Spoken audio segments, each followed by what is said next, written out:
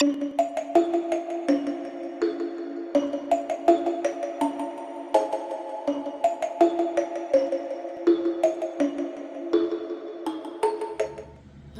back to the final Ghoul Ready with Me of 2024. Are you guys ready? Are you ready? I know it's a shorter season than normal, but I've tried to get as much in there as I could. I'm so sorry, guys. That said, I know it is officially the first day of Christmas because it's November 1st, but we're still spooky. We're still ooky. Okay? Sorry, Mariah Carey. We also still have the Raven's Revenge collection to review, so stay tuned for that. I don't know if I'm gonna have time to film next week though, guys, because I am working every single day. So if I have time to film, I will, but don't count on it. This may be the last video that you see for the week, but yeah. Well, this will be up Friday, so yeah. Next week I may not have videos. We may take a break. But that means if you've missed the Ghoul Ready with Me, you have a chance to catch up. So you're welcome. Okay. Let's get spooky. Eve was a college student, and unfortunately, she didn't really live close by her college, but it was still within driving distance, so she stayed on campus, but could drive home whenever she needed to. And they had a long weekend coming up, so she thought, you know, okay, I'll drive back home. It was about a 4 to 5 hour drive.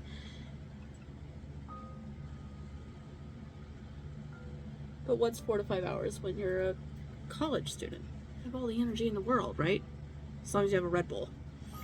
So she packed up her things and she took off for the long weekend to go back home to her parents. She'd already called them, let them know, hey, I'm coming.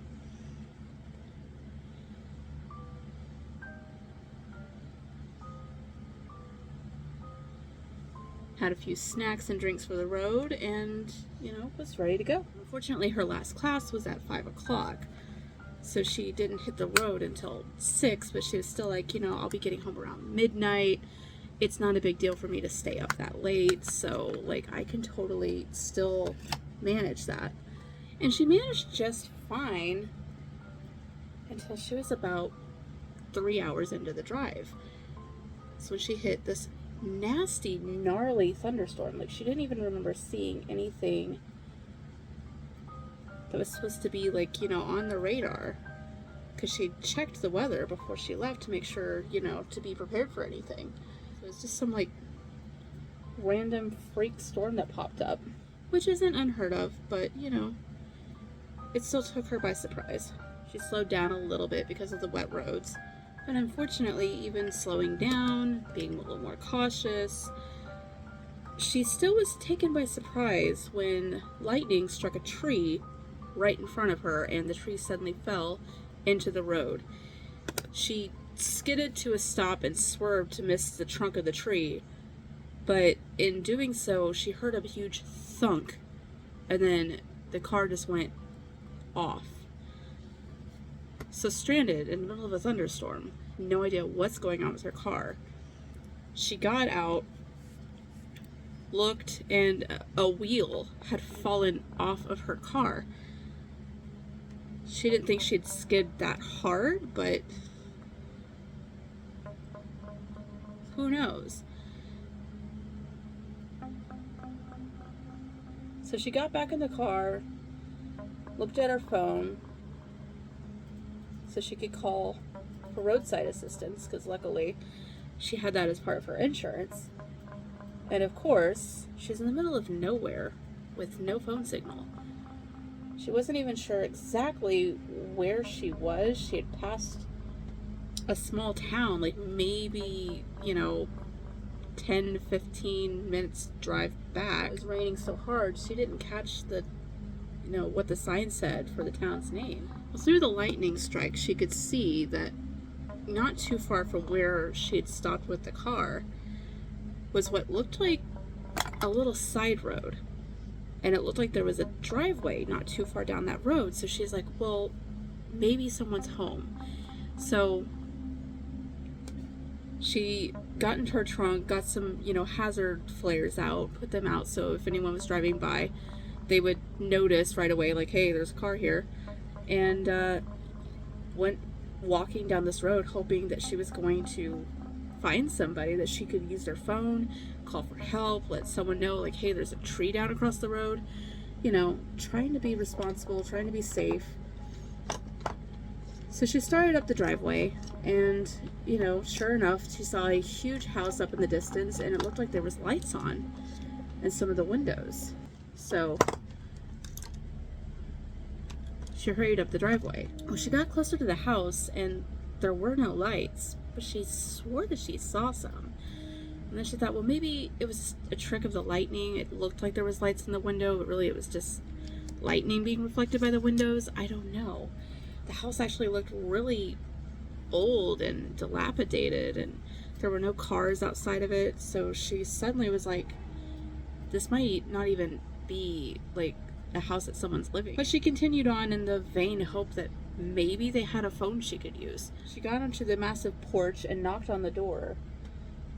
They had this huge door knocker that looked like a gargoyle's face. Very Addams Family. No one answered the knock, so she tried beating on the door with her fist, and again, nobody came. Out of desperation, she turned the handle and it slowly creaked open, just like you would imagine like a haunted house. She quietly called out into the darkness, "Hello? Hello, is anybody home? Is there anyone here?" Again, no answer, but she thought she heard something moving around somewhere further into the house. She slowly stepped inside.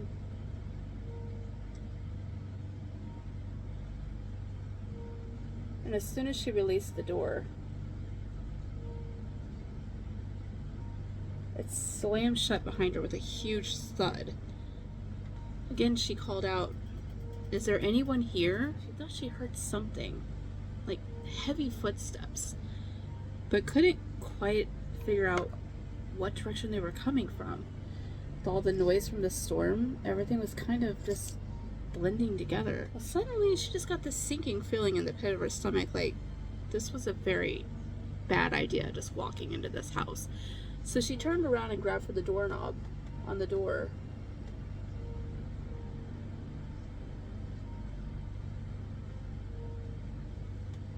But she turned it and it wouldn't open. Thinking that it must have somehow locked itself whenever it slammed shut, she started fiddling around with the door knob area trying to find the locking mechanism, but she couldn't find one.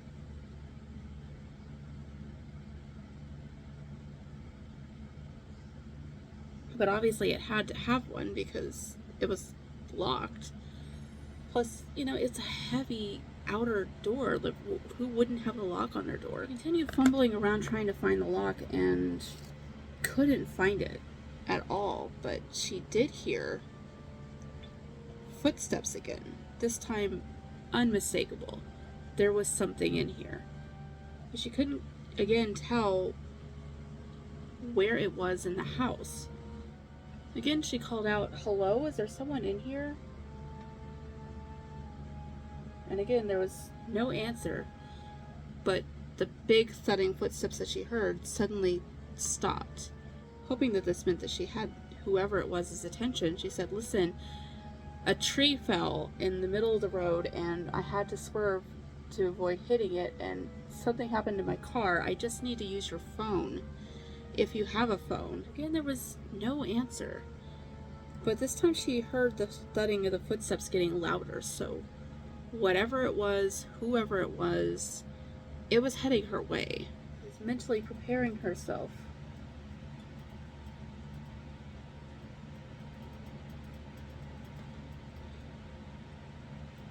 To hear someone walking into the room. She wasn't prepared to see what looked like glowing green eyes suddenly peering at the very top of a doorway at her. It almost reminded her of like a cat or something with its eyes caught in the light. She stood there in fear, thinking it's just a trick of the lighting from the lightning or something. Like, I'm not seeing what I think I'm seeing. There's no kind of cat that stands 7 feet tall. But then in the low lighting, she saw the thing blink as it was searching for the voice that it was hearing in the dark. She didn't mean to, but she kind of involuntarily whimpered. It was out of her mouth before she even realized she had done it, and immediately the eyes focused in the area that she was standing in. Whatever it was started lumbering towards her. Without knowing where she was going or what she was doing, she immediately started sliding along the wall, feeling with her fingertips away from the thing that was coming towards her, hoping there was some kind of a door to another room.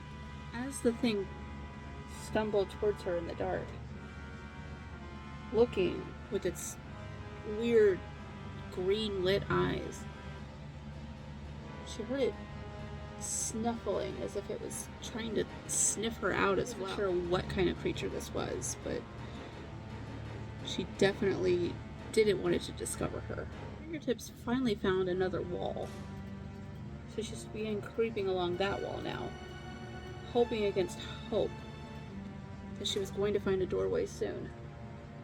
As soon as she finally found the doorway she had been hoping for, the creature reached the front door. The sniffling turned into snorts. She had had her hand all over that door. It had her scent now. It immediately turned towards the doorway that she was standing in, as if it was looking right at her. She tried as quietly as she could to shuffle into the doorway, having no idea what room she was walking into. But through the lightning strike, she could see that there was a window. She ran to the window as fast as she could, hearing the thudding of the animal coming behind her. Just as she reached the window, she could feel the creature's hot breath on the back of her neck and knew it had caught up to her finally. She slowly turned around and was face to face with the thing leering down at her. She couldn't breathe. She couldn't speak. She could only stare. The creature was easily 7 feet tall, maybe a little more.